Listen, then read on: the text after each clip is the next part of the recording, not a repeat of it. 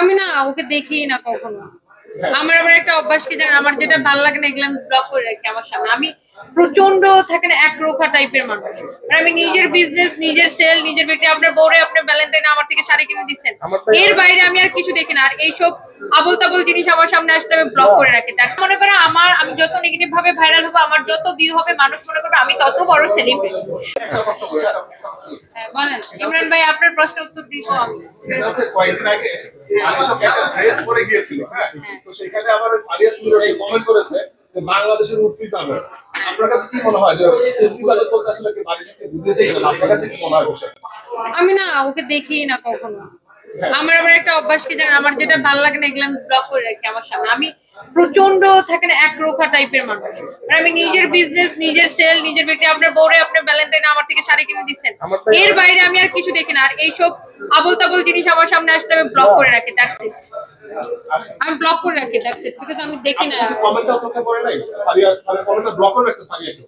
না, ফারিয়া আপুকে তো অবশ্যই আমি দেখি, বাট অন্যান্য যাদের কথা বলেন আমি এগুলো তাদের কোনো পেজ ভিডিও আমার সামনে আসলে আমি জাস্ট ব্লক করে রাখি। আমার একটা দেখেন খুব সিম্পল, আমার যদি কোনো কিছু দেখতে ভালো না লাগে, কমেন্টে তো অনেক সময় পজিটিভ নেও না, হ্যাঁ আমাকে কমেন্ট করুন, ব্যাড কমেন্ট করুন, অনেকে মনে করে। দেখেন অনেকের পলিসি থাকে যে আমি নেগেটিভ ভাবে ভাইরাল হবো, যত এগুলো যারা ভিউ ব্যবসায়ী তারা মনে করে আমি যত নেগেটিভ ভাবে ভাইরাল হবো, আমার যত ভিউ হবে, মানুষ মনে করবে আমি তত বড় সেলিব্রিটি। বাট ভিউ এক জিনিস আর পপুলারিটি এক জিনিস, দুই জিনিস। আপনি জনপ্রিয় কিনা, আপনারা যে সবাই চিনে ভাইরাল, হ্যাঁ এখন ভাইরাল তো আমাদের দেশে অনেকেই আছে। কেউ ল্যাম্বরগিনি কিনেও ভাইরাল হইতেছে, আবার কেউ মানে